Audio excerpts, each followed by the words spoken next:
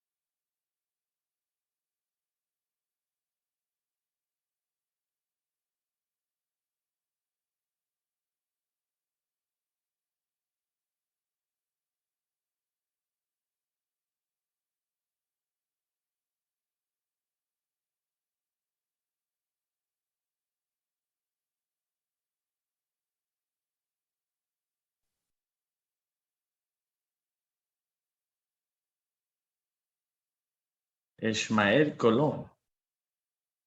Es William Nazario. WTP Ustan. What's up? What's up, KT? Oh, look at the Dallas office. Bunch of studs over there. Look at Sapala's arms, you guys. Everybody look at Sapala's arms. They're just there. Half the screen is Sapala's like bicep right there. Good to see you, Matt. All right. Marcelo Vargas, good to see you, sir. I think that's Gabby next to you. So good to see you, man. There you go. What's up, George? How you doing? Good to see you, man. See you in a little bit. Thank you for helping us today. Yes, thank you. Of course. We got Zaldo's. We got Mrs. Sapala, Miss Sheena Sapala on the call. Looking sharp. We got the. You fired up, baby? You fired up, man? You talking to your wife or me? I'm sorry, I couldn't hear what you said. I'm talking to you, Jeff. Puerto Rican. Fired up, man. Yes, sir. Yes, sir. Hey, yes, sir. Sir. Fired up. Let's do this, baby. #1 office. Great energy. Yes. Okay. We got Renee and Dalila Reyes looking like supermodels. Well, Renee looks like Renee. Dalila looks like a supermodel over here. We got Rodolfo. We got Rodolfo and Sassy Vargas, the leaders of WTP. Oh, she got the superstar glasses, celebrities. I love it. Celebrity. Okay. Rodriguez, we got the Aguilars in the house. They closed out yesterday. If you guys saw them, they dominated the leaders board yesterday. Great job, Aguilars. Oh my goodness, guys. We have, okay, so we're getting started here in a minute. I just saw, I don't get nervous too much anymore, but I saw our one of our guest speakers today, and I just got a little nervous right there. Got it more excited, nervous, excited, but okay, it is 2:30. Tigran, are we good to go? We are, George. Call is yours, my friend. Okay, everybody, welcome to today's call. What a special call we're about to have today with our CEO, our founder, Patrick Bet-David, and our guest speaker for today's call, Robert Kiyosaki. But first and foremost, guys, I just want to jump in. It's a privilege hosting this call and representing Unity and WTP. And I just want to thank Pat and Jen for putting this together. Pat, when we started the business, he would always share books, and he'd be doing a training, and it was Rich Dad, Poor Dad, and it was Cash Flow Quadrant, and the mentality that he would train from Kiyosaki's books in these meetings. And I remember, we're just trying to figure out what is entrepreneurship, what is business, how to run a business, how to teach other people to have that entrepreneur mentality. And we wouldn't be on today's call if it wasn't for Pat. To create these opportunities for us, because I know I am on this call. This isn't just a qualification call for us. We want to create generational wealth for our families, and we have one of the experts in finance, in business, in money today on today's call, on a private call, on a private call. And congratulations to all of you for getting on today and qualifying for this. There's 185 lines, and some of those lines are in offices where there's 10, 15, 20, 30, 40 people that may be qualified for this. So, it's a very special moment of what's happening, but it would not happen without Pat. Would not happen without Patrick setting up this initiative for us. So thank you so much to Pat. Congratulations to the qualifiers. I want to thank, before I do the introduction, I want to thank Robert for being on today. I remember being 16 years old, and my dad said, we're in a little room in our house, and he says, "Hey son, we got to figure out how to become wealthy." And, there's this book. I saw this guy talking on TV, and he was talking about buying real estate and being an investor and the mentality behind it. And I bought you this kit. I'm 16, guys. And he buys Rich Dad, Poor Dad. And he says, "Read this book. Tell me what we need to do so that we could change our family's life." As a 16-year-old, the first book I've ever read in business and entrepreneurship and mentality of an entrepreneur, the first book I've ever read in my life was Rich Dad, Poor Dad. So for me, it is just an absolute honor to get a chance to host this call and to be on a call with Robert Kiyosaki. Like that's unheard of. And so I'm so grateful. That book changed the direction of my life forever. And he's done that with so many people. It's probably one of the number one books in entrepreneurship that gets people today to think like entrepreneurs. So congratulations to all the people that qualify to have your cameras on and be on. Congratulations to those who are going to be asking questions. Our format for today is that we will get a chance for Musgrove, Zaldo, Solis, Reyes to ask questions to Kiyosaki. And then after Robert is done, then from there, we'll hear from our CEO and our coach and our mentor, the man that's changed all of our lives, Patrick Bet-David. And so what a special call, you guys, today. I want to go ahead and do a proper introduction. So first and foremost, let me introduce some of you guys are new to entrepreneurship, and maybe you haven't gotten a chance to read Rich Dad, Poor Dad. Most of you have. But Robert Kiyosaki is an American businessman and author. Kiyosaki is the founder of Rich Global LLC and Rich Dad Company, a private financial education company that provides personal finance and business education to people through books and videos. Kiyosaki is the author of more than 26 books, including the international self-published Personal Finance Rich Dad, Poor Dad series of books, which have been translated, guys, listen to this, into 51 languages and sold over 41 million copies worldwide.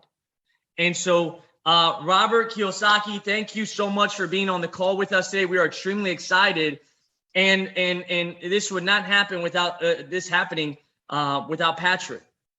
12 years ago, Pat pulls us into a meeting coming up on 13, and there's a few of us, and he says, hey, we're going to go build the biggest financial marketing organization in the history of the United States of America. And odds are we're going to go out of business. Odds are we're going to get sued. Odds are we're not going to make it. But if we make it past survival, we will be the biggest marketing company in the history of America. And we wouldn't be here today if it wasn't for his mentorship, his coaching, his leadership, his constant challenging and driving and pushing us to be better. All of our families are blessed because of this man, our CEO, our founder, Patrick Bet-David. So, Mr. Kiyosaki, we are excited to have you on the call. Thank you for being our guest speaker. Oh, thank you. It's my honor. Really is my honor. And I agree with you. You have a fantastic leader in Patrick. For those who may not know my background or what I do is I went to military school, and that's where Patrick and I are, joined at the hip. And the reason I went to military school is because I grew up in Hawaii, and I was a surfer kid, and I had no discipline. And my life was, I flunked out of high school twice because I can't write. And I just had not that I have an ambition, I just didn't want to stay in school. And so sometimes, things are bad, they can get better. And we're living some really horrible times right now. So you're financially, so you guys are in the right place at the right time. And you have a very important job to do with Patrick. But anyway, because I was such a goofball kid, I realized I was in trouble. And that's when I applied to military academies. And I got congressional nominations to the Naval Academy and Merchant Marine Academy. And although my grades were very bad, my SATs were pretty good. So that's where it started. And I went to the U.S. Merchant Marine Academy at Kings Point, New York.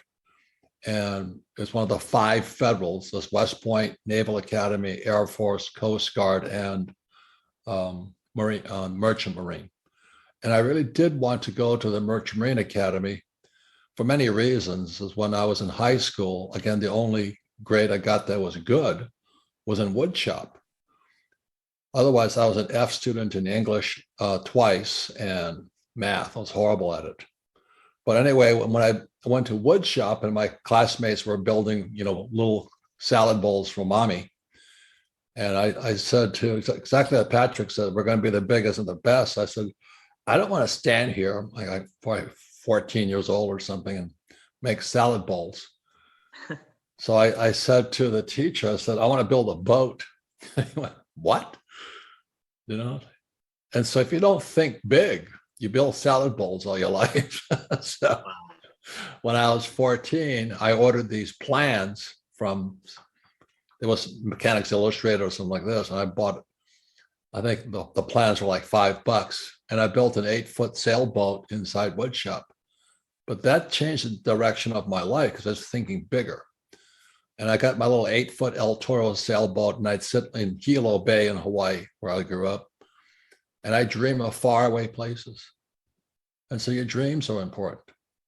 And I'd sit there and just dream. I said, and then I saw this movie, Mutiny on the Bounty, starring Marlon Brando. And I'm sitting in my little sailboat and all this. And the movie with Marlon Brando, there's a scene where Mutiny on the Bounty comes cruising into Papeete Harbor in Tahiti, and the little Tahitian girls are paddling out, and they had nothing on but flower lace, So I said, Jesus, I think I'll go to Tahiti next. I mean, they're not high academic ambitions. So anyway, I said, well, I think I'll do that. So I go to my high school guidance counselor, and I said, I want to get to Tahiti. Most guys want to be doctors or lawyers. And I said, no, I just want to go to Tahiti and drink and meet the pretty Tahitian girls. And she sat there looking at me, and I was dead serious. I said, I don't want to go to school. I just want to go to Tahiti. And there was a bar called Quinn's Bar. It was infamous. And so she was a really good guidance counselor. So she reaches in her drawer, and she pulls out this little brochure that says U.S. Merchant Marine Academy, Kings Point, New York. And so that's how I just got to where I got, because I just dream of bigger places, bigger dreams. And a few years later, I sailed into Papayeti Harbor on board an oil tanker, and they didn't come out to the boat with the flower lace on, but my father, poor dad, said, "I want you to call this young woman up." And you know, when you're like 18 years old, so what does your old man know about women? You know, he knows nothing. And so the woman I called was Miss Tahiti. And I went, wow. So the dream got better. You know, there are a bunch of little drunks in a bar. I'm going out with Miss Tahiti. And I was hooked. I said, and then she made, and I didn't know anything about her. She was gorgeous. And I had no money. You know, I think we made $125 a month or something as students. And so she had a lot of French francs. And we went to Quinn's bar, and I had the best time, you know. And then we get back to the ship, and she says, "I want to show you something." I said, "What's that?" So she says, "I want to show you this house." And so I'm in Tahiti. It's just, and I'm from Hawaii, so it's pretty similar. But she has this beautiful beach house in outside of Papayeti. And she says, "You want this house?" I went, "What?" I only knew her for that day, that night. I went, "Why? What are you talking about?" She says, "All you have to do is marry me." I'm 19 years old, you know, I'm going, "What?" I said, "Why do I have to marry you?" She says, "Because my father, he was a French Navy captain, and it was Guy Nay was his name, Nay. And he says, I have to marry a naval officer." I said, "Okay. And you're a naval officer, aren't you?" I said, "Well, I will be in a few years." She said, "Good. Then let's get married." So this is the first night, you know what I mean? I'm still drunk. I'm still partying with the Fête de Julie. And I'm going like this. So typical, as the woman knows, you know, I said, "Okay, I promise I'll come back. I promise I'll come back." So I climbed back on the oil tanker. We sailed back to Hawaii. And I called my monitor. A monitor is somebody who guides your career as a student. I said, "Get me off this damn ship now." She says, "Why?" Because I'm not going back to Tahiti. I don't want to get married. I'm too young to die. I don't care how good the deal is, you know, I just can't take it. And so he got me off the ship. But the lesson I learned is it's good to have dreams, but don't fall into them. You know, find another dream and think big. So I graduated from Kings Point. I read the Communist Manifesto at Kings Point, and then I started to understand, because it's a military school, and instead of studying economics of John Maynard Keynes and Malthus and Ricardo, my economics teacher at the academy had us read Karl Marx, Hitler, and Mao Zedong. And the message was from my economics teacher, who was a B-17 pilot in World War II. He's a West Point graduate. Really, what a stud, you know, and man's man. And I said, "Why are we studying Marx, Hitler, and Mao?" He says, "Because you must know your enemy." And that was another one of playing these lessons in life. You know, you must know your enemy. And I think, you know, Patrick and I are joined at the hip again because of his military time. And so a few years later, I graduated from Kings Point, making, you know, our starting pay in 1969 was $120,000 a year. So they kept their promise. We're the highest paid graduates in the world. So in 69, being 21 years old, making all that money, you know, another dream comes true. You know, got a high paying job. I'm, you know, college, you know, academy graduate. I'm working with Standard Oil. It was time to move on again. If you understand that, so I said, "Okay, I'm going to move on." And my family is samurai, you know, a fourth generation Japanese Americans. Our whole family are warriors. So it's inside the genetics of the family. And in those days, there were drafting kids, and all the kids didn't want to go. And I had to soul search inside of me. And this is why Patrick and I get along. I said, it's time to fight. It's time to fight. So I joined the U.S. Marine Corps. And the reason I joined the Marine Corps, again, it was another choice. So what they did was we all graduate from school. I'm in New York, because that's where the academy was. And there were room about 600 young men, a lot of them just college graduates. And I was one of the few academy guys there. And they go, so they had the Army, Air Force, Navy, Coast Guard, and Marine Corps recruiting for pilots. So I'm sitting there, So the Air Force gets up there and says, we build, if you like to play golf, join the Air Force. Because what the Air Force does is they build golf courses before they build the runway. And then the Navy says we have ships. Army says we have the most aircraft. And the Coast Guard says we save people's lives. So the last guy up there is a Marine, and he was to the point. And if I don't mind swearing, he says, look here, you stupid sons of a bitches. You want to save people's lives? Join the fucking Coast Guard.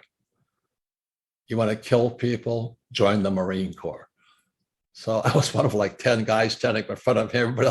Everybody else wants to play golf and all the other stuff, But it was another one of those decisions in life. So I went from making about, 120,000 a year to 24,000 a year, something like that. It was but another decision.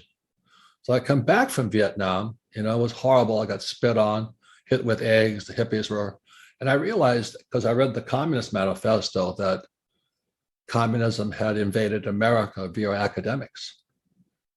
And most school teachers are Marxists. They're not bad people. They just don't know what Marx is. So number one tenet of Marxism was the abolition of private property. And today we have Klaus Schwab and what do they call that? The Great Reset. And it says, someday you'll own nothing and you'll be happy. So I could see communism seeping in. And the other thing too is on taxes. My rich dad was very much against taxes. He was also against labor unions. All of those are Marx. Labor unions are Marx ideas. He says workers of the world unite.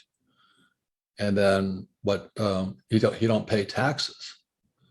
And so if you look at history, America was founded as a tax-free nation in 1773. It was called the Boston Tea Party. So that's what study does, So I opened my eyes and went, oh my God, we're a communist country. My poor dad's a communist, not a bad man. See, communism is like a religion. It's economic religion. So like my sister's a Buddhist, she's a communist also because she's against private property, but they don't know it. And my poor dad was very much in charge of labor unions. So when I was a kid, he was head of the school system for Hawaii. And I grew up inside, the teachers would come over and they're all union members. And I didn't know the difference. Do you know what I mean? I'm a kid just trying to figure life out. And so I realized after I read Marx, my family was communist. And today we have our whole country coming apart. And we're in a civil war right now. We have liberals and conservatives and all this. So for me to work with Patrick is an honor because we're capitalists and we're fighters. And it's an honor to talk to all of you because we're fighting for capitalism. We're fighting for the freedom of speech, the freedom of religion, all those other things, freedom to bear arms. That's what we fight for. So it's my honor. Powerful.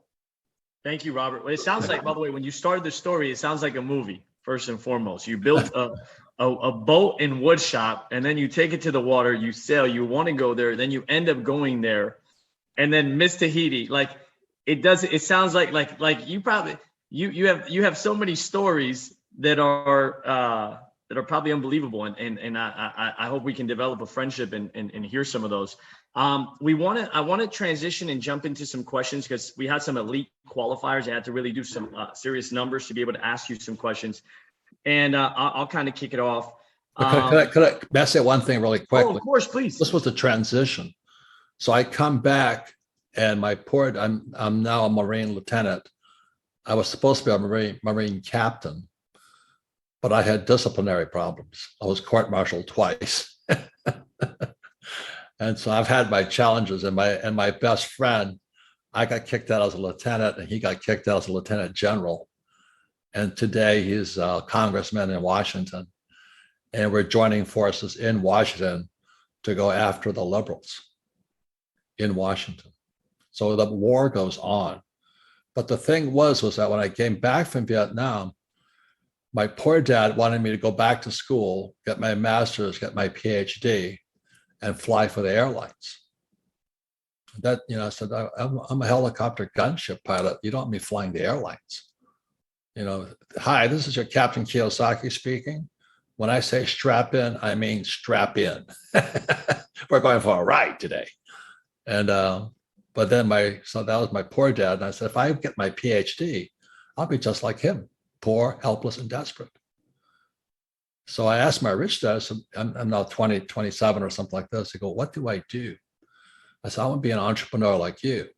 And this is where another change came.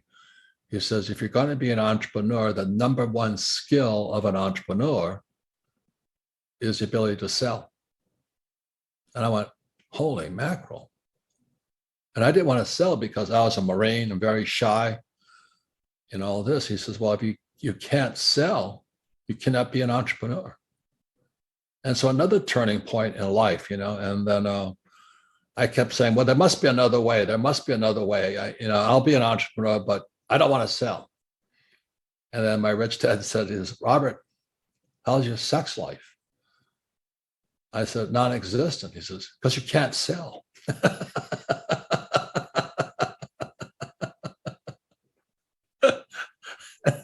And so again, life changes. I go, okay. So I went to apply. I went to this job fair at the University of Hawaii. I was stationed in Hawaii, still a Marine, and they had Xerox and they had IBM, and they were both known for their sales training programs. That's why I chose the job. So I applied with Xerox, and I couldn't sell again. They sent me to Leesburg, Virginia, put me through intensive sales training. And I was going to get fired because I wasn't selling anything because I'm so shy. And then I go to my rich dad, I said, I'm going to get fired because I can't sell. And he looks at me and says, Robert, how many sales calls are you making a day? I said, on a good day, 2. He says, that's why you're failing, because you're not failing faster. So the secret to success is to fail faster. And I didn't know how to fail faster. So then I went to, I volunteered for a nonprofit charity. And I went there for one reason, to fail faster. So I would sit on the phones at night dialing for dollars. And my goal was to make 30 calls a night. If you're on the streets selling a Xerox machine, you just knocking on doors and you can't fail that fast. So the secret to my success was to fail faster. And then I became number 1 in sales because I failed faster. I met my best friend in the world there. He was another division from me. And he was number 1 in one division. I was number 1 in another division. And that friend of mine just sold his business 3 years ago for $2 billion. He could sell. And they asked him, said, how can you? And they didn't want to hire him, Xerox, because he didn't have a bachelor's degree. And so the sales manager who was hiring us at the time said to him, it was Larry. He says, Larry, you don't have a master's. You don't have a master's degree, much less a bachelor's degree. What makes you think you can sell? And Larry was a Mormon missionary. And he had the highest conversion rate of Catholics to Mormonism in the history of the Catholic Church and the Mormon Church. And his territory was Northern Ireland. And he sat there and he said to the guy who was interviewing us, he says, look, if I can sell Jesus, if I can sell Mormonism to Catholics, I can sell these stupid copiers. Yeah. And I was going, holy mackerel. So he became one of my best friends because this guy could sell. Does it make sense to you? Yeah. It's the number one skill of an entrepreneur. And then today, I'm known as a best-selling author. So when my book came out, they said, this guy can't write. I said, it doesn't say best writing author. It says best-selling author, idiots. Yeah. So let me say it's an honor to be talking to you because I'm a kindred spirit, because I started off knocking on doors in the streets and taking rejection after rejection after rejection and learning to fail faster. I know a lot of The our more you guys. guys fail, the more successful you become. So congratulations. Thank you. I know a lot of our guys. Pat would say that often. He says, how many guys are single? That's why you need to have a prospecting issue. You need to learn how to prospect better. So, you know, the message is the same, different stories, different industry, but powerful. So Robert, we're trying, the outcome of the call too is to learn how to prepare for what's happening in the market with the next market crash, how to create wealth like you've done for yourself and your family. And so I'm going to kind of open it up with a question, and then we'll go Musgrove, Zaldo, and we'll go through the people that qualified to ask, and then we'll bring up Patrick. So my first question is this: as inflation continues to, go up and rates go up, and stocks are declining, right? What should people do to adjust for that in terms of their investments, assets, currency, managing money? How do people become wealthy in this economy today? Well, that's a good question because I don't own any stocks, bonds, mutual funds, or ETFs. I own none. And the reason is because, as my rich dad said to me, he said, if you're an entrepreneur, you don't have to buy those things. You can make them yourself. So as an entrepreneur, I create my own assets. And it may sound strange. So what the Rich Dad company is, I own that with my wife, Kim. And we have control over our destiny by being entrepreneurs. So just this morning, I had a talk to my company. I said, well, the economy collapses, we're going to expand. And that's one of the biggest lessons I learned, was that the reason people get in trouble is they always chase the top of a market. They become a real estate agent because the real estate's up, or they chase Bitcoin because Bitcoin is up. And that's stupid. You always buy when it's low. You don't go up.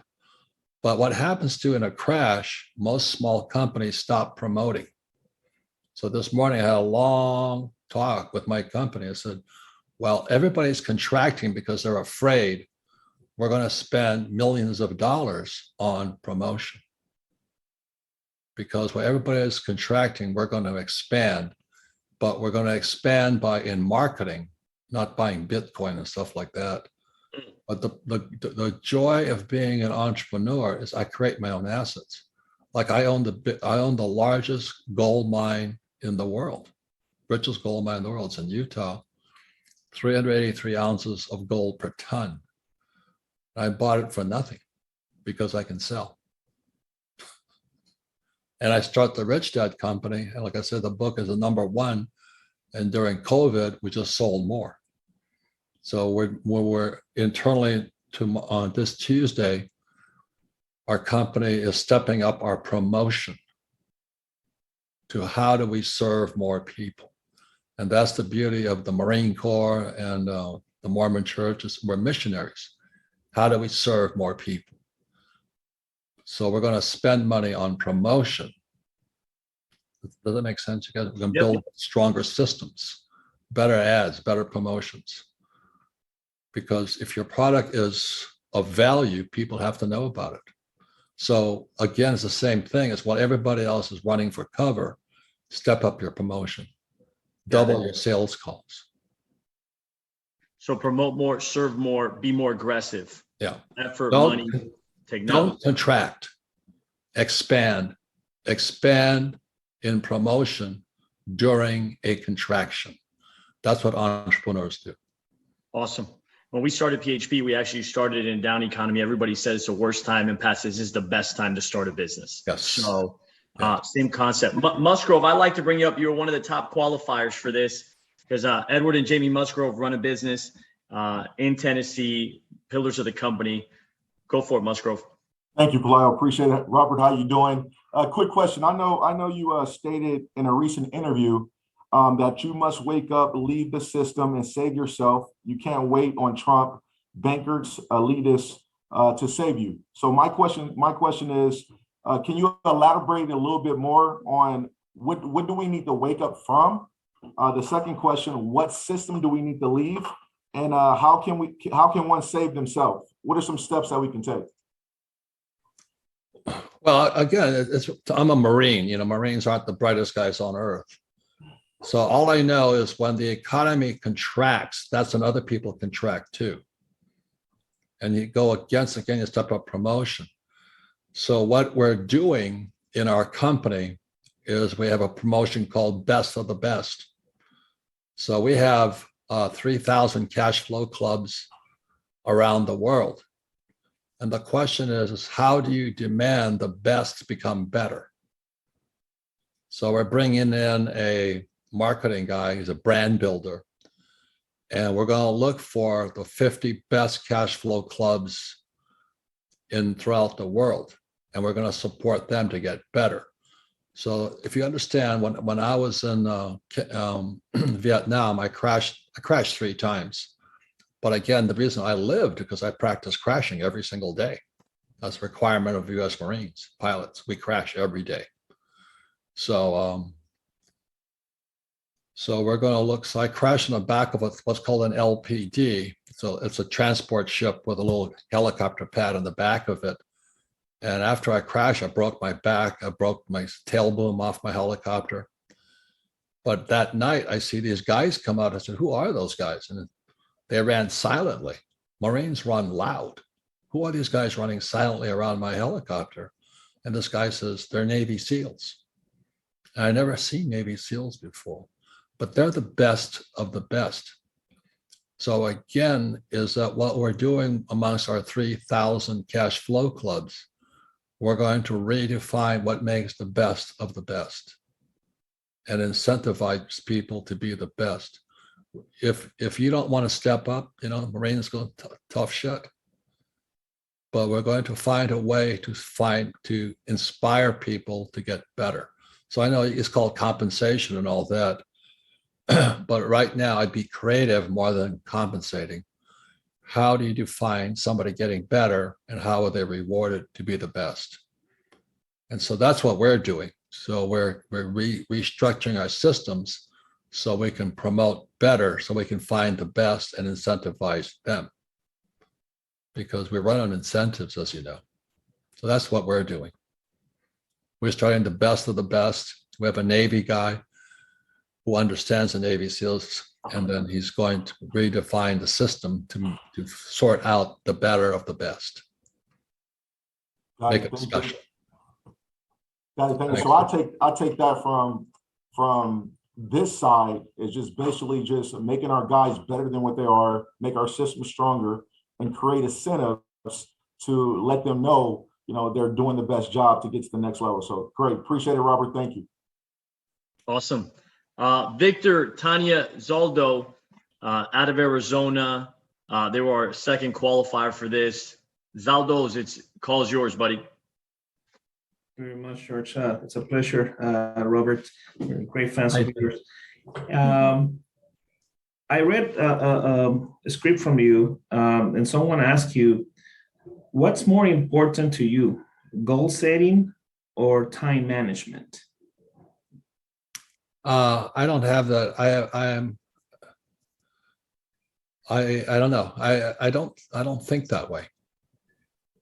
I just think as an entrepreneur, I'm building systems. Okay. And so I'm always improving the systems. And sometimes they fail. Mm-hmm. So it's okay with me to fail. And I think that's one of the big differences. As I said, in the Marine Corps, when I went to flight school, the life expectancy of a Marine gunship pilot was 30 days. We didn't last long.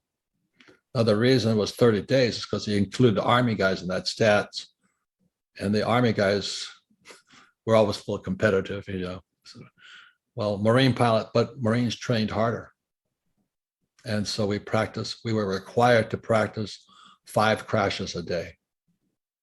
And that's what made us good. So we did practice crashing every single day. So the 3 times it happened in Vietnam was no big deal. So we focus on the weakest parts of our systems. Okay. And the gunship was a very tired aircraft. It had no lifting power, nothing. So the reason it crashed a lot of times, we were overweight, what's called overgross. We had, 18 rockets, 6 machine guns, a crew of 5, ammo. And we couldn't get off the ground a lot of the time. So the harder it was, the harder we practiced. And we practiced the worst part. So that what I used to do when I was learning how to sell, we'd have about 5 of us and we'd sit in this room and we would practice handling objections.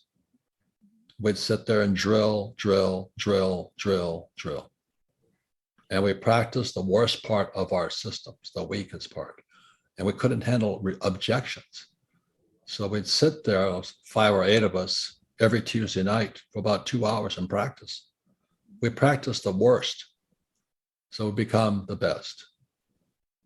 Okay, so the reason I ask you that is because right now on times of recession, what will be your exit strategy? Me? Yeah. Patrick helped me on this. This is the Capitalist Manifesto. Okay. And again, it starts with reading the Communist Manifesto. Know thy enemy. But I'm going after them. I like fighting. You don't join the Marine Corps because you want to save people's lives. I mean, I killed a lot of people. I hate to say that. We'd call in airstrikes. We never saw them die because we're striking from the sky. And I'd call in B-52s. I'd call in the Army. So we're an FO, forward observers. And then once you see war, it's not good. And the saddest thing about war is when some of your best friends or aircraft don't come back. You never see them again. They just disappear. But it toughens you. And so when I came back from Vietnam and I get spit on, hit by eggs and all this by the hippies, I knew America was gone. And when I sailed for Standard Oil, we sailed out of San Francisco, the most beautiful city on planet Earth, in my opinion. And today it's a shithole because the hippies took over. So I'm after them. I'm going to go get those fuckers. Those people. So the battle goes on inside of me. If you don't have that submission, So we fight for missions. We fight for our freedom. We fight for rights to own guns, voting. That's all been taken away for us. So I do it the way I do it now is I write, and I'm starting a whole virtual campaign explaining Communist Manifesto. First, I have a book here compared to the Capitalist Manifesto. I'm after the school teachers because, as you know, they're teaching critical race theory, gender bending. How dare they do that? They call parents terrorists. How dare they do that? I think that really upsets me is they're saying that America is a systemically racist country. And I know there's racists everywhere.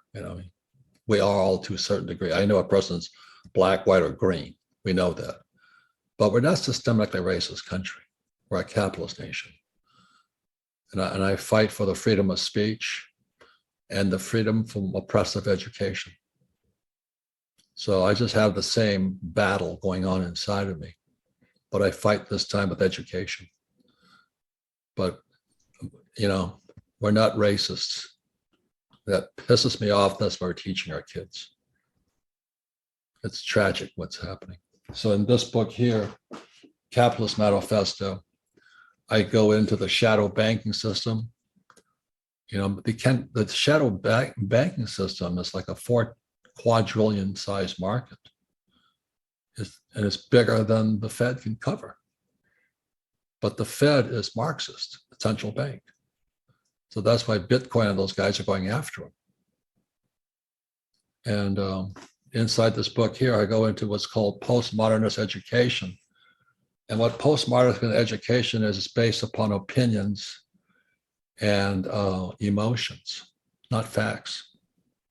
And so what they found was that when you teach two generations of kids to operate via emotions and opinions, they don't know 1 + 1 = 2 because there's no logic to it.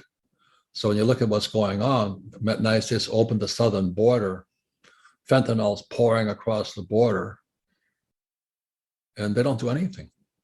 A Supreme Court, they leak documents. Oh my God. If the Supreme Court's leaking documents, what else is going on? And they can't find Hunter Biden's laptop and the FBI lost it. You see, all of that is because our schools are teaching kids to think with your emotions and your opinions, not the facts. So they don't know history. And people, as my friend Jim Records says, he says, history proves we don't learn from our history. And that starts in our schools. So we have kids today who are running on opinions and emotions. You get 2 generations of that, we're finished, because they cannot put 1 + 1 = 2. You know, they really don't. Their logic systems are shot because it's their opinions, not the facts. The facts are the borders wide open. And what they're saying, oh, but we got to be kind to people. What? And then, you know, they have these kids, you know, the court system lets murderers go because, oh, I feel sorry for him as a victim. That's not the Marine Corps way. You know, if you murder somebody, take them down. So that's what I'm after. I'm actually after my poor dad. Labor unions. I'm not against labor unions, but the NEA is the largest union in America, but they're messing with the fabric of the free country capitalism. So that's why I've talked to Patrick, and like one of my best friends, he was a lieutenant general, he's now a congressman. We're buying a property in Washington, D.C. We're going to fight back, and we're going to call it the Rich Dad House. Because what happened during the last, I'm not political, I'm just anti taking capitalism away. And so the whole time that Trump was in, and Trump's a friend of mine, Obamas were working against him. So I said, well, if they can do that, why don't we do that? So we're buying a house right at the Capitol. It's going to be called the Rich Dad House. You know, a center for the elevating the financial well-being of humanity. It's going to be a co-brand with the U.S. Marine Corps and Rich Dad. We're going after those bastards. That is awesome, Robert. Thank you for that. Thank you. So that's what I think of. I'm not very efficient on time management and all this stuff. I just keep fighting. There you go. Our next qualifiers just became senior vice presidents with our company, Chris and Steph Solis. Call is yours, guys. How are you doing, Mr. Robert Kiyosaki? It's a pleasure. I remember growing up, my parents would make me watch you on YouTube. So it's fascinating to be able to ask you a question. It's my honor, you guys. I mean, I feel a kindred spirit because I'm a best-selling author. I'm not a best writing author, you know what I mean? So, I like sales. Our question would be, for me and my wife, is we're thinking about which would be most affected industries during this recession and how long you think it would last? I think we're toast. Okay. And the reason for that is, again, it goes back to history. So there's microeconomics, and microeconomics is basically, you know, a couple standing there pumping gas at their SUV, watching, you know, gasoline double in price, and they're going to pay for the gasoline with a maxed out credit card, and the SUV is leased. They own nothing.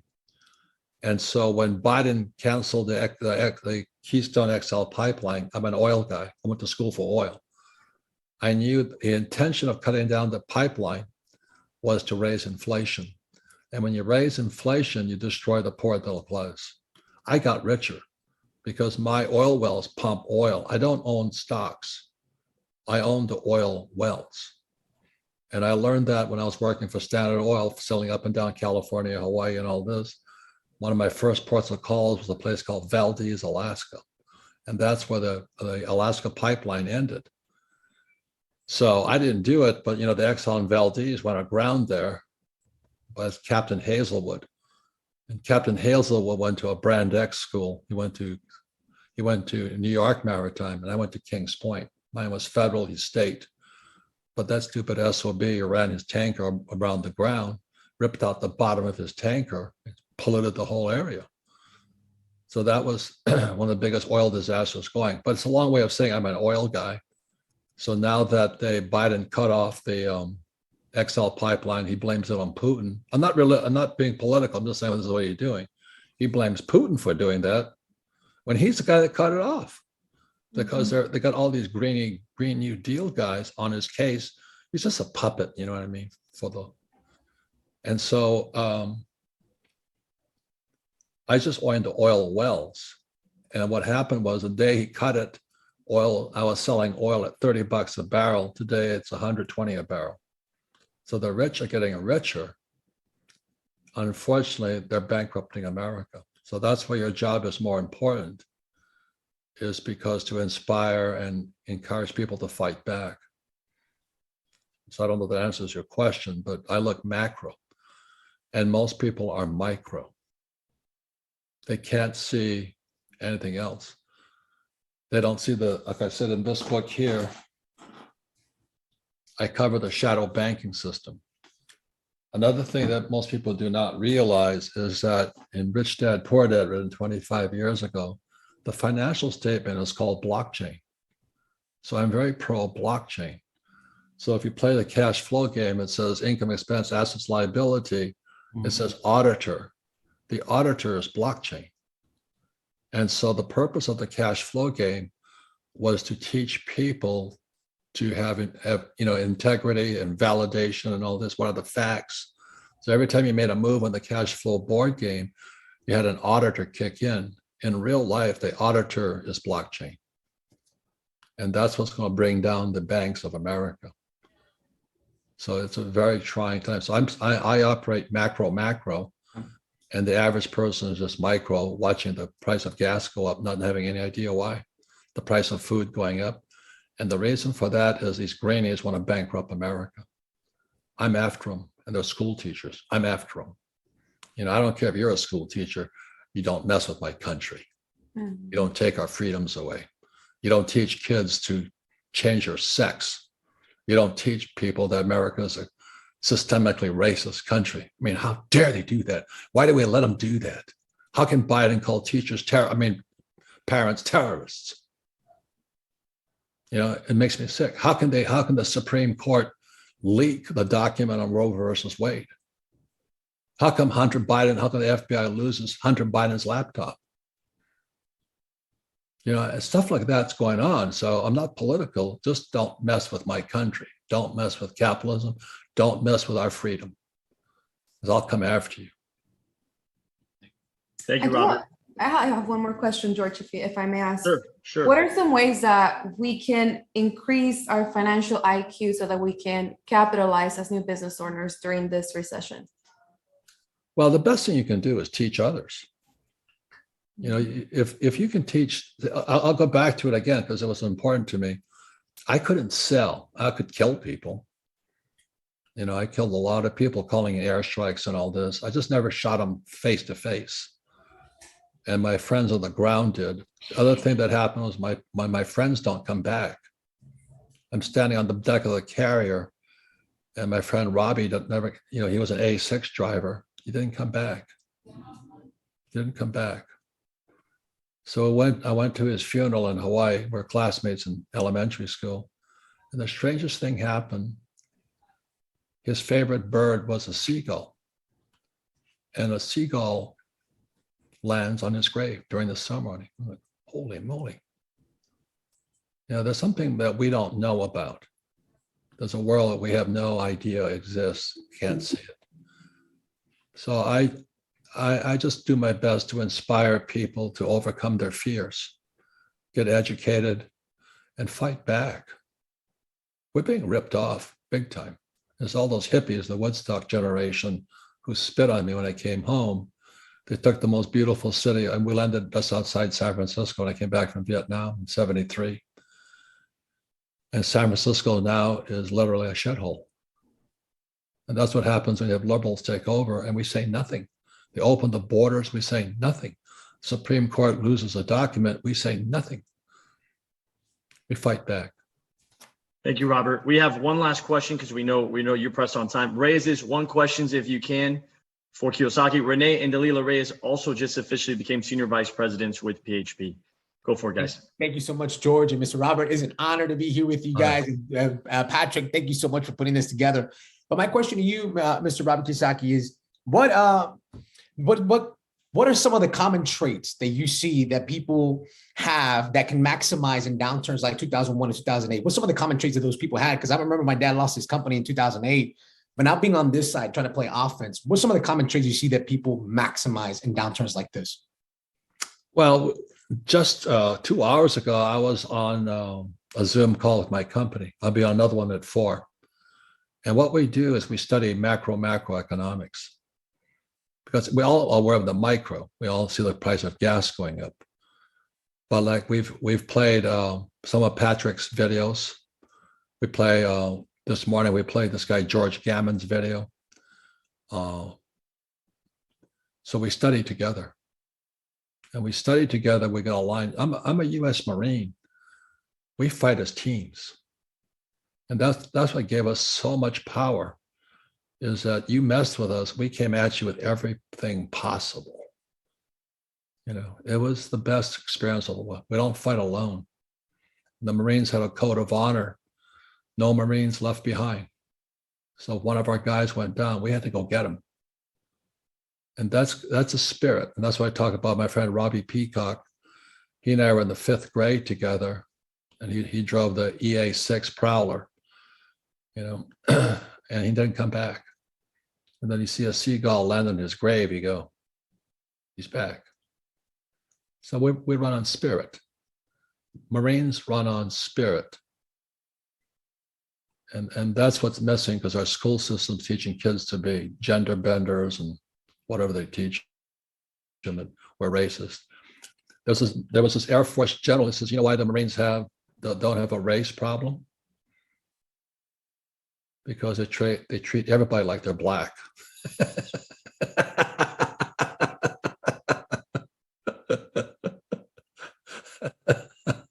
I just crack up, you know, that is so true, because you got no special. It wasn't, you know, they just chew the shit out of you.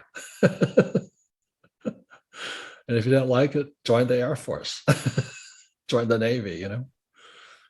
But we fought as a team, and that's why I have tremendous respect for what Patrick is doing.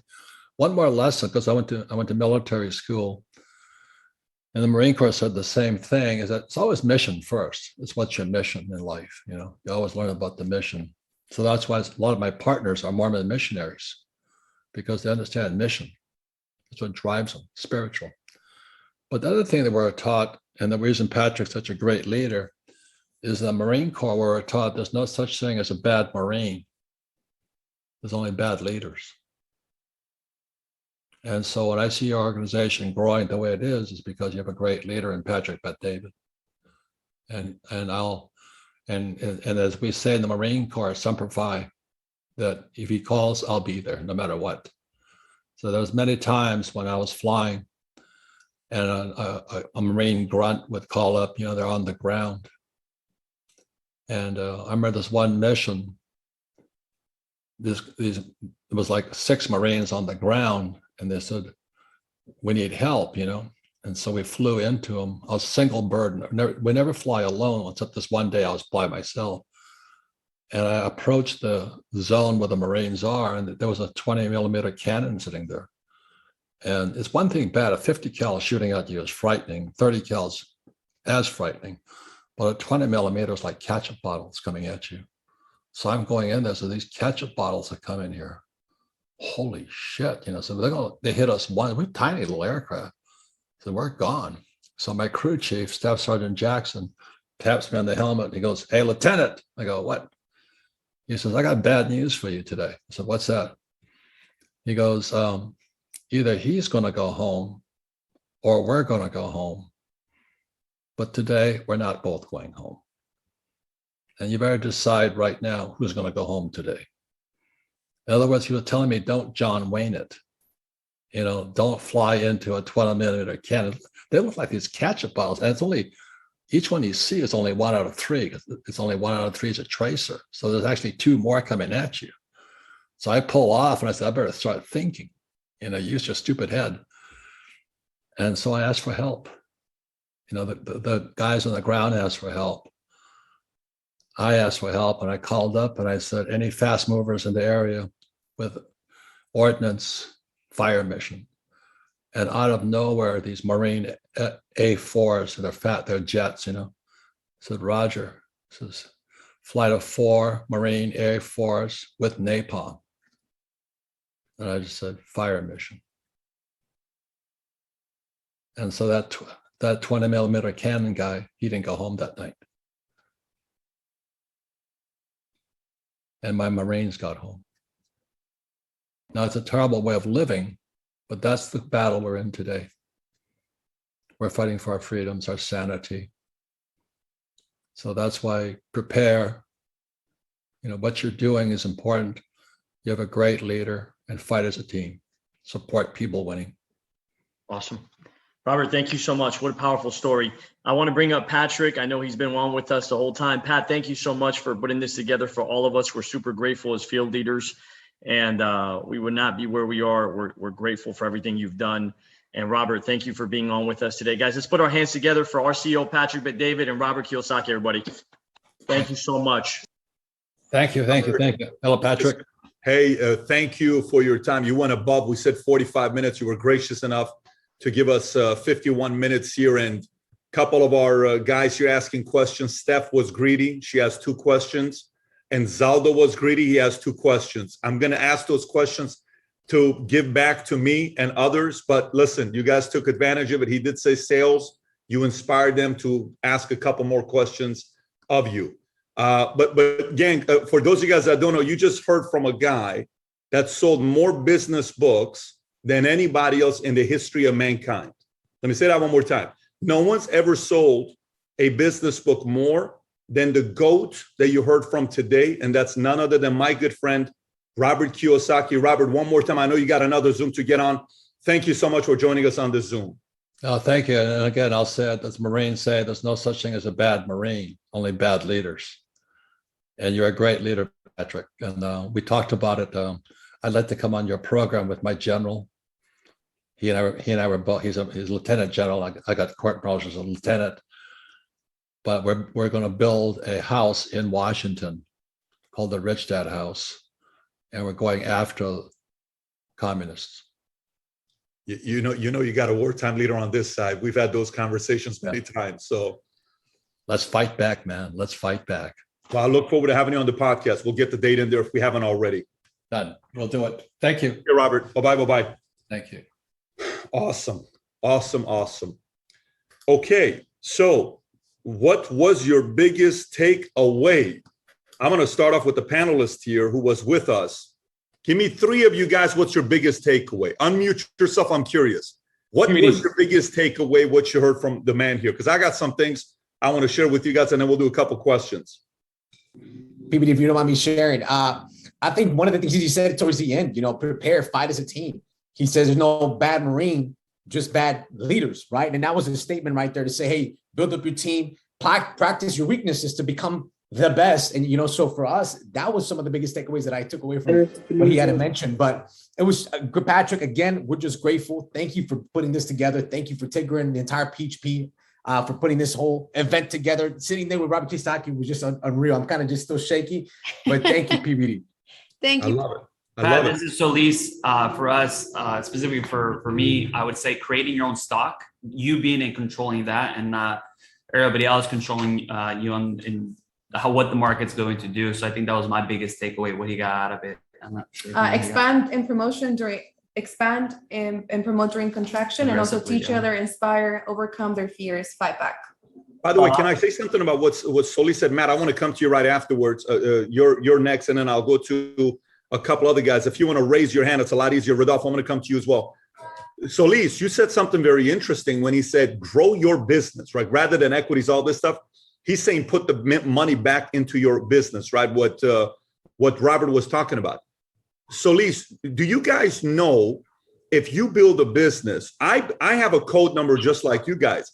My code number pays roughly 20 million a year. So if you take 20 million a year, then you multiply it times a certain amount of times, 8 to 12 times is what your code number is worth. So if you built your business that's paying you $5 million per year, guess what you're worth? That code number is now worth roughly $50 to $60 million. Okay. That's what he means in building equity within your business. So rather than trying to take that money out, like for many years, people would ask me a question and say, Pat, why are you only taking $150,000 a year in salary? I said, because I'm putting everything else back into the business. Then the victory was massive. That's how you become worth, like who you just guys heard from, a multi-9-figure guy, not 7-figure, not 8-figure, a multi-9-figure guy. Go ahead, Matt. Thank you. PB to parlay on that. No better investment. What do you think, guys?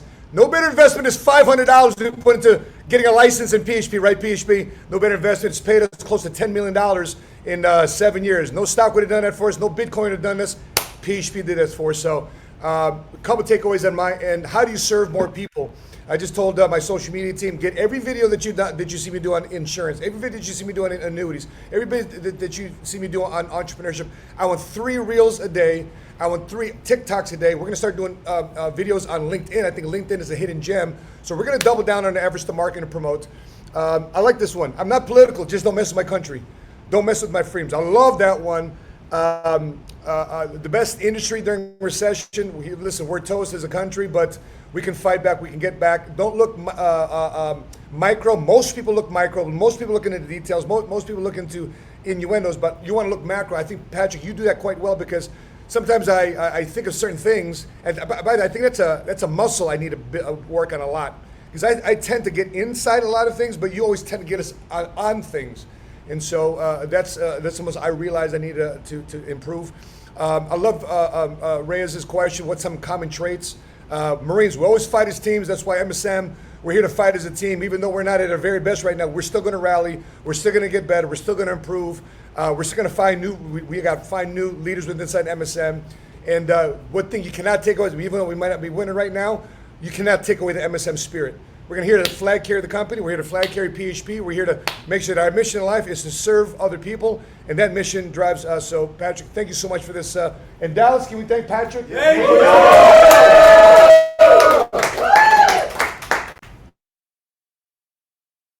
Rodolfo, then I got some notes, then I'll do a couple questions. Go ahead. Patrick, can you hear me? Can you hear me? I can. We have the chance today to drive 6 hours to do a BNP tonight, but we're excited about what happened and where we're going. But let me tell you what I got from it. You know, when he's talking about, I'm not the greatest author. I'm just the greatest. I know how to sell more than guys that are the greatest authors. Meaning, for everybody listening here, you don't have to be the greatest speaker. You don't have to be the greatest knowledgeable. You don't have to do that. You just need to learn how to recruit. You need to learn how to sell. You need to learn how to build people. And if you do that, you're gonna win big. Patrick just said it. He has sold more books than every other business person alive. There is I believe, other business guys that are more impressive than him, but he knows how to sell. So that's one part of it. The other part that I got is about expanding and promotion. Guys, here's what I got. Many people are so afraid right now. So many people are so afraid because of the recession. So many people are so afraid about oh my gosh, I'm afraid to invest. Guys, this is the moment that we play offense. That's what he meant. This is the guy, when guys like that, they become multi-millionaires because they took advantage of an opportunity like this. All of us, we have a chance right now. Our competitors are going to slow down. Our competitors are thinking recession. We need to think expansion. And I'm excited for that because I believe that everybody's in the same mindset. We're about to take over the industry. I love it. Great messaging. I got a couple points for you guys. I was texting FAB while we were going through it. Palaio responded, Vargas has responded, Sapalos responded on the FAB. It went to all of them. But a couple of things I got here. Here's one. When you're 73 years old, you really don't give a shit what people think, and you offend anybody and everybody, you don't have to give a shit. That's kind of what happened to him, if you guys noticed that today. You're worth a few $100 million. You don't like it? Too bad. Okay. So some of you guys were like, well, I can't believe he said that. It is what it is. When you're in this situation, you can say whatever you want to say. Number two, I like how Matt talked about we don't fight alone. A couple of you guys also talked about that. The part I like the most is when he said the hardest thing to do is to get the best to improve. That's what I asked FAB. The hardest thing to do is to get the best who are already doing very well to improve. The hardest thing to do is to get those who are running a $1 million point-based shop, making $250,000 or $500,000 your income to improve. The hardest thing to do is get some of you guys that are the best in the net VP you're a part of to improve. The hardest thing to do is for people, maybe you're the best earner your family's ever seen, for you to improve. That's the hardest thing to do. That message is specifically for some of you guys that are at the top. So, for example, you're a BC. I mean, we only have one SBC, and that's Sapalas. I don't see Vargas become SBCs yet. I don't even see TJ talking about become SBC. I don't know if Unity's running for SBC. The hardest thing to do is to get the best to want to improve. You know, the same goes with SBC, with MSN, wanted to become SEBC. The hardest thing to do. And that mindset is always like there's the next level for you. Most people, most of your competitors are very happy with where they are today, especially the bigger ones. Remember that. The bigger ones are the easiest ones to catch up today because all the eyes are on the big ones, and the big ones get distracted when they have a lot of success. So that means some of the people that are outside of PHP, one of the hardest things to do. Next thing that'll be one of the hardest things to do is to get people to work together as a team. Very hard to get people to work together as a team. A base shop as a team, an office as a team, a hierarchy as a team, a net VP as a team, a community as a team, a dream team as a team. Everyone, no matter, you're going to have the hardest time getting people to work as a team. And those who do will pass people up. It is that simple. Every single time I ever wanted to get the organization to the next level, the formula was very simple for me. We first brought everybody together. We held a meeting. We talked. We heard what everybody was thinking, why we need to be unified. Then there was a clear, simple message of what 5 things we're going to focus on as an organization. Then we went and multiplied. So we unify, then we simplify, then we multiply, and you do this all the time. By the way, that message goes to your family. That message goes to your financial team. I just had a call today. I had my accountant, my lawyers, my Goldman Sachs people, all my advisors, everybody's on the same team. Hey guys, this is where we're going next. This is what I want to go to next. You guys all got to know, and you guys all got to tell me what things we need to be looking out for and what opportunities we're going to have. But all of you guys got to work together because everyone's going to make a lot of money here. So, okay, so you're unifying everybody. You're then simplifying the message to everybody, and then you're multiplying your assets, your team, your base shop, your kids, whatever it is, you're multiplying, okay? So that messaging, as the leader, you are the leader, you need to unify teamwork. Next. I was doing a Zoom earlier today with Elite Mastermind. These are a group of CEOs that I consult. I practically sit on a board of 50 different companies that I go through on a monthly basis. And somehow we find the time to do this. I see the fear of these guys that are on big real estate companies that were making a ton of money, but most of them spent it all on fancy things. $400,000 watches, $600,000 watches, 5-6 Ferraris, 2 Rolls Royce, 2 vacation homes, very early, and they're highly leveraged. And when I looked at their faces, you ever seen fear on someone's face? Do you know what it looks like? Do you guys know what happiness looks like on someone's face? Do you guys know what joy looks like? Do you know what a surprise, like every time I tell son, I got a surprise for you, he's like, oh my God, oh my God, oh my God, like the body moves when you want a surprise. Do you know what the look is right before you and your spouse are about to go into the bedroom and one of you guys wants to go into the bedroom? You guys know what the signals are. We're experts. If you're married, you know exactly what I'm talking about. Do you know what the look is of anxiety and panic? That was the look this week from all these real estate guys. Guys, I'm looking at their faces and I feel bad for them. I feel bad for them. They're saying, Pat, what do I do? I'm like, what do you do? What do you mean, what do you do? You were highly leveraged when you should have not been highly leveraged. You were not ready for this crash. You were making $1 million a year, acting like you're making $5 million a year. You were making $3 million a year, acting like you're making $50 million a year. You were trying to go thinking this market's going to be like this forever, and it's not. So what does this mean to all of you?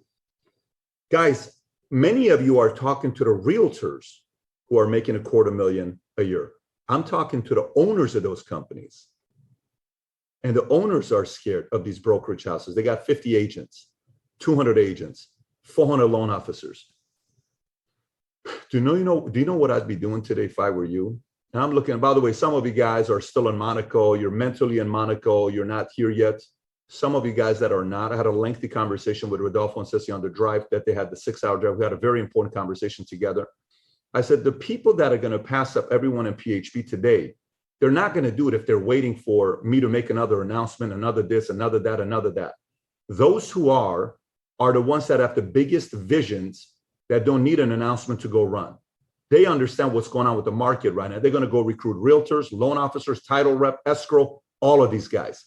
If I'm Matt Sapala, Matt, the video you did about real estate agents and insurance, do you know the one you did 2 years ago, like a plane? We run a private jet, if you remember that. If you guys haven't seen that, by the way, can you put the link below so everybody can see the link? If you haven't seen that, you have to all watch that video.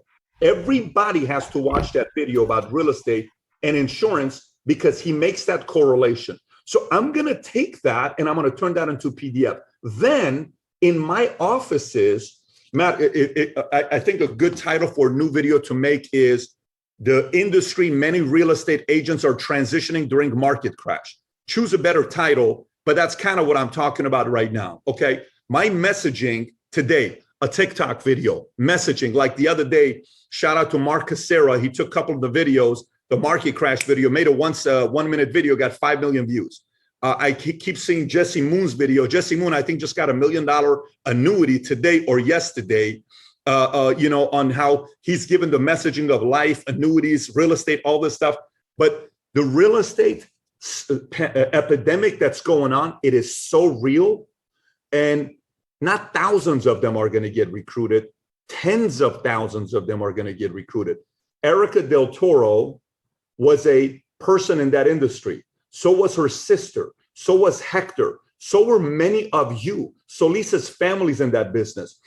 Carlos Medrano, a VP, real estate, mortgage, had a blue Lamborghini 15 years ago. I can tell you so many people in PHP I recruited, we brought on board, and many of our leaders recruited in 2007, 2008, 2009.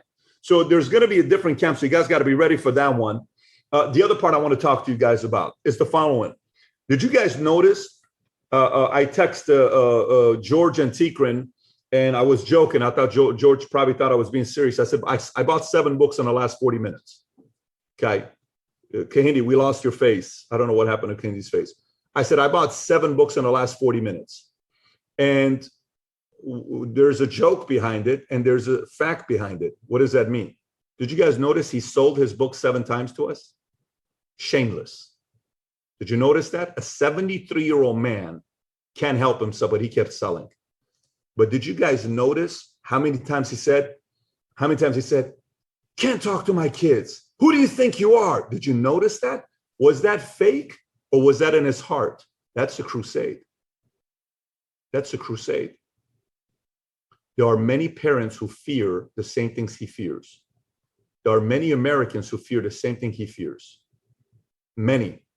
I know so many parents today, if I'm talking, like many of you guys that are watching this right now, if your kids are going to public school, forget about making money to live in $1 million house. Forget about making money to have a Ferrari or a Lambo. Forget about making money to have a $100,000 watch. Who cares about the clothes? Go make money to put your kids in the best Christian private schools. Go make your money to put your kids where they're learning the right values and principles. Yesterday, Gallup poll came out. I talked about it on the podcast today. You know what Gallup poll came out yesterday? Let me show you guys this. I talked about I'm going to share this article with you guys. You guys have to, I'd be talking about this at my BOMs. Tico, it's time for the new BOM. Tico, George, all the FAB people, we got to put that new BOM together. I want you to see this one here. Okay, watch this. Yesterday, this article came out. Yesterday, this article came out. Okay, here we go. Let me share. Can I share the screen or no, Tik? Okay, I can. Watch this. Record high, June 15th, yesterday, closeout. Record high, 50% of Americans rate U.S. moral values as poor. Look at this. 50% say the state of moral values is poor. 37% thinks it's fair. 78% think our moral values in the US are getting worse. Are getting worse. Why do you think they're saying that? Well, because no one's praying anymore. No one's talking about God anymore. God forbid if we talk about God right now. God forbid if we talk about morals and values right now. We're just letting everybody do whatever the hell they want to do. No more values and principles. Save for a rainy day. Keep your word. Work hard. Respect others. Go out there and be a good father, be a good mother, be a good parent, be a good spouse. We're not talking about morals and values anymore. By the way, people are yearning for this message. They're yearning for this message of morals and values. I watched when he was saying what he was saying. You know who reacted? Let me tell you guys who reacted. Perez reacted. Luis Perez, I saw him react when he said something about kids. I don't know Perez as close as Pelayo knows Perez, but he reacted because morals and values are important to him. In BOMs, in RIs, in anything you're doing, people value morals, values, principles, talk about it. And those are the best people to have. People who go like this when you talk about morals and values and they want character, integrity, those are the people on your team. People, when you talk about morals and values and they're falling asleep yawning, are probably not the people you want on your team. If I'm talking morals and values, probably placement's going to be higher. Probably conversion's going to be higher. Probably keeping their word's going to be higher. Just like our BCs. You become a BC based on your morals and values and principles is higher. So there is a challenge with that. And his crusade, he couldn't help himself. But sometimes when you make money and life is doing good, you forget to talk about this stuff. And I'll give you one last thing here that I got for you guys to be thinking about. Listen, guys asked me a question today, and he says, hey, Pat, what do I do, man? I'm just like, do I expand? Do I not expand? I'm worried about expanding. I'm worried about this, and I'm worried about that. I'm worried about this. You guys remember when he said, entrepreneurs expand during markets like this. Do you remember when he said that? Okay. Is that a factual statement? Do you think that's a factual statement? What do you think? I'm curious. Let's debate it. I like debate. You can disagree with me. I'm your CEO. I'm totally okay with that. I like a good debate. Do you think that's factual that 100% of all great entrepreneurs expand during times like this? Not all of them. No, not 100%. Why not, though? Why not? Aren't they great? Why not? I think it depends on the industry, Pat. You nailed it. It depends on the industry. Because what is a real estate company going to do when the rates just went up 3/4 of a point? And today they're saying next month it's going to go up 1 point. Goldman Sachs said they're going to raise it 12 to 18 more times. And even when they raise the rates, inflation is still going up. It doesn't affect our industry. I had a call with our insurance companies. Annuity rates are going up. Money market rates are going up. Saving account rates are going up. CDs are going up. Insurance companies are like, finally, we can make some money on our annuities and have higher rates. Insurance companies are celebrating. They're celebrating right now. Like you have to understand, all of you guys, that this is the time for your market. Your financial freedom season is here. And I'm not talking about making 100 grand. I'm not talking about making $250,000. I'm talking you finally have a legitimate opportunity for your last name to be financially free. Financially free is not making $500,000 your income. Financially free to me is you got $5 million net worth in 2 to 5 years. Financially free to me is $5 to $10 million net worth. Your business is worth that, or you got a bunch of savings outside. If you don't have that urgency today, it's your fault if you don't capitalize. I got urgency and I'm living in a $35 million house. I got a ton of gold. I got a ton of cards. I got a ton of investments. I got a ton of stuff going for myself. And I'm most urgent I've been in the last 20 years. Rodolfo and Ceci and I were talking today. And I said, do you know who I want to make proud today? Who do you want to make proud today? Not my dad, not my wife, not my kids. I want to make the 50-year-old PBD proud with what I'm going to do the next 7 freaking years. I'm going to go on the next 20 years. I'm going on the biggest run of my life.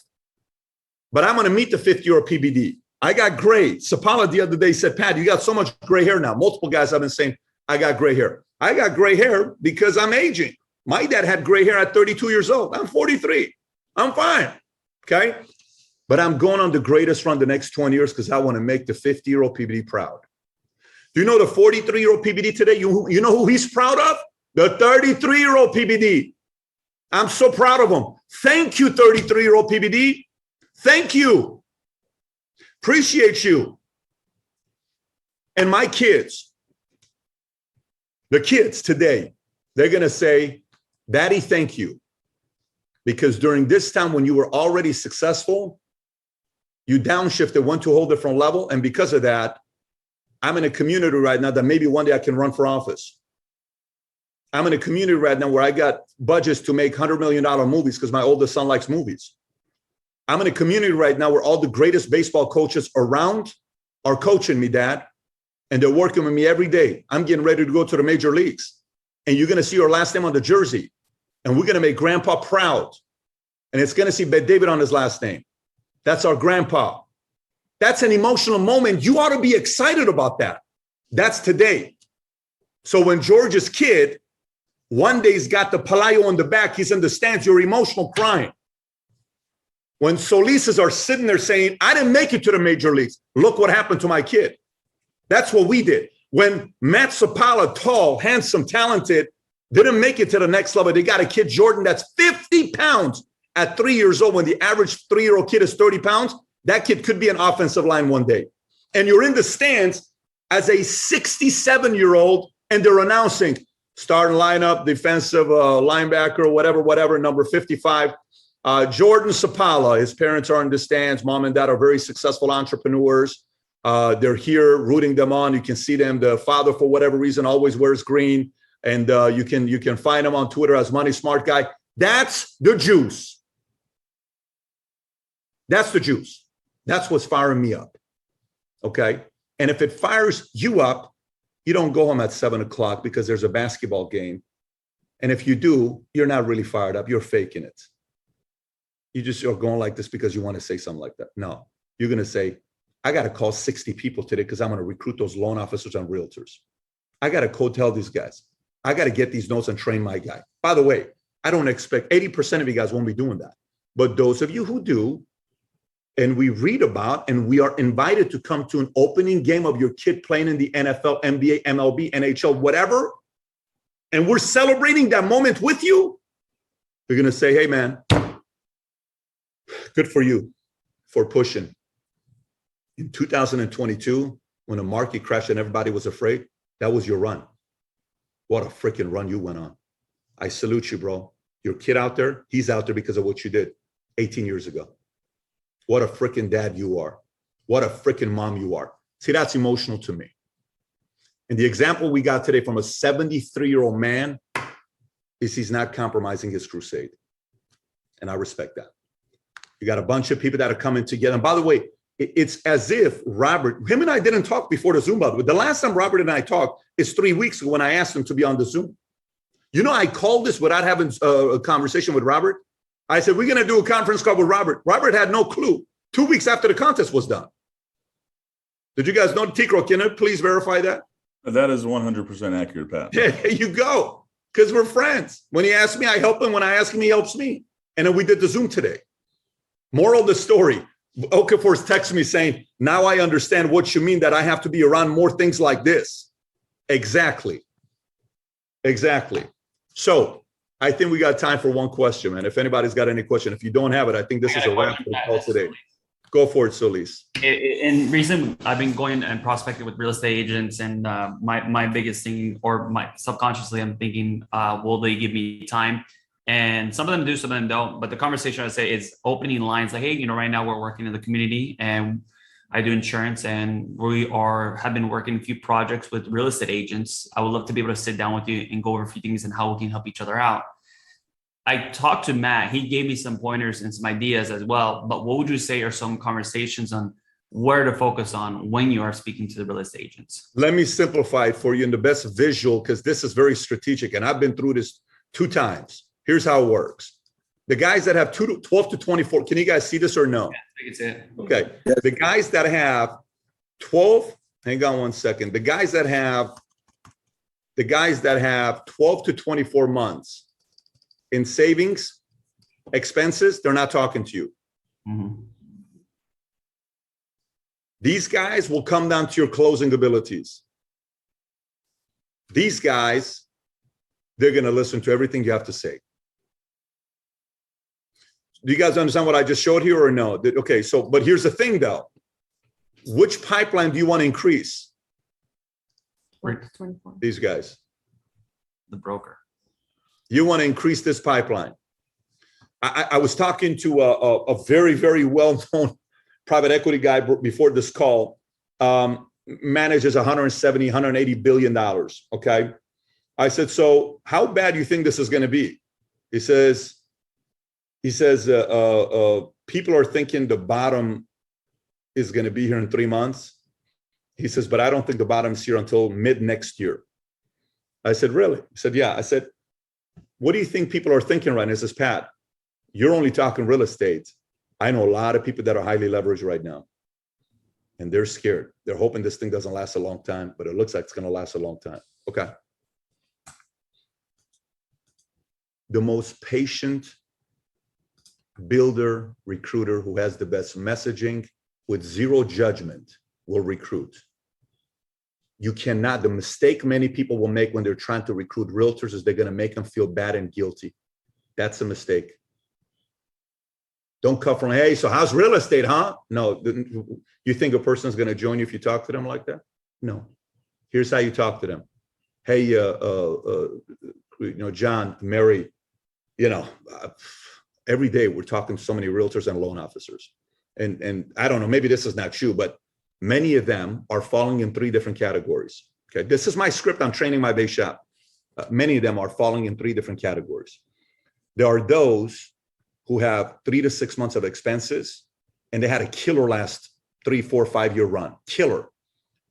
But because they're aggressive entrepreneurs that keep reinvesting into their business, so they only have 3 to 6 months of expenses in place, they're calling and talking to us left and right because they want to be prepared for this. There are those that have 6 to 12 months, and then there's those that have 12 to 24 months. All 3 of them know bad times are coming based on what they're telling me. And they're all trying to figure out what to do during this time when real estate is going through these challenging times. And they know, if you read Wall Street Journal, if you read the market, many of these realtors and loan officers are getting into insurance because they know what's going on with index annuities. But maybe you're hearing different. What are you hearing, having been in the real estate yourself? Because I'm hearing that. What are you hearing? And then they're going to say, well, some of that is true. We are kind of going through that. Okay, great. And so in that moment, if they got savings, you're going to see it from their body language and their face. But when you reveal the truth in the most respectful way possible, their face is going to tell you which category they fall under. I guarantee you.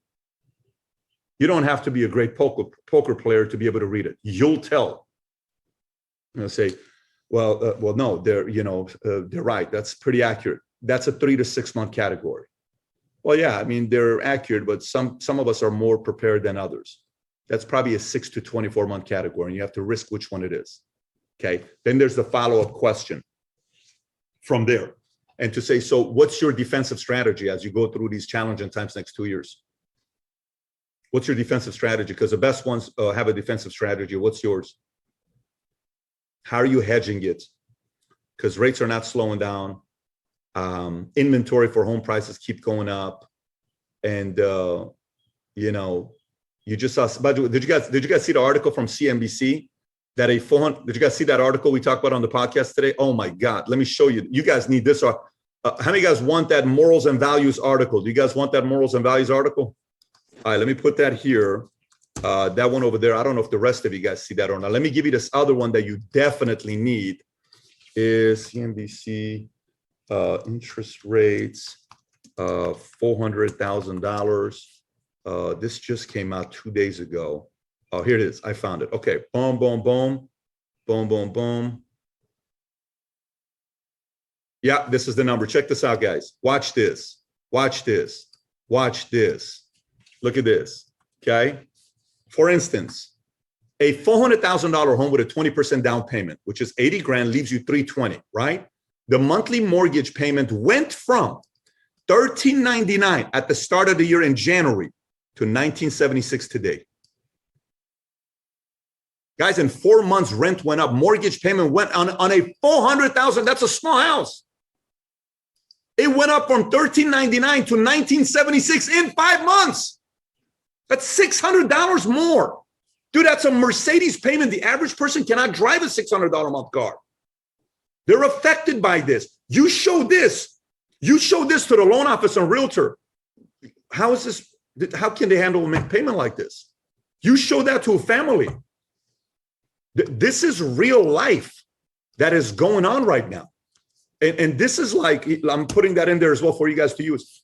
Okay. By the way, this is how your BOM needs to be right now. This is how your training needs to be right now. This is how all of a sudden your guys are leaving, getting on the phone, recruiting. Hey, office is humming after 9:30. BOM is over with, meeting after the meeting. Hey, can you talk to my uncle? He's in real estate. That's how an office needs to be right now. Oh, okay, we'll see you. All right, bye. No, we're just starting.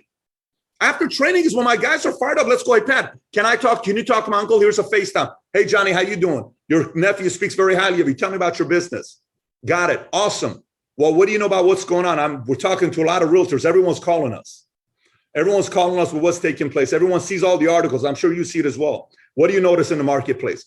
That's the business today. Hey, what do you got going on right now? Come by to the office. Let's talk. I'm lined up right now. Come by to the office right now. That's called urgency. Not I'll see you tomorrow at 6 o'clock in the afternoon. Come right now. And by the way, many of them will come to your office right now because they're scared shitless right now. People are afraid right now. This is the time to expand and play offense. FYI, 80% of you guys are not going to do that. But we will. We will. And don't be surprised when a handful of you guys all of a sudden go from being nobodies in a company to players owning MGM. And don't be surprised if some of you guys, by the way, at MGM, I'm taking 200 new people between now and MGM, not the people I already have. Dude, I'm taking 200 new people to MGM between now and then. Are you kidding me? Do you know how easy it is to get everybody to go to the big event right now? Like this. Hey, while everybody is downsizing and afraid, guess what we're doing at our event? 15,000 people MGM, Shaq, Penn and Teller,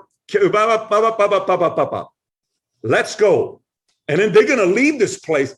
I've been in this thing 21 years. Some of the biggest giants I saw the last 21 years came from the real estate business when they were making $1 million, $2 million, $3 million a year, and they're all recruitable today. You ain't going to get a time like this. Maybe never. Maybe not during our lifetime.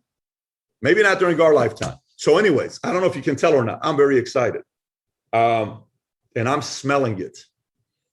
I'm smelling it. You know what's the great thing about insurance? When the market did great, we grew.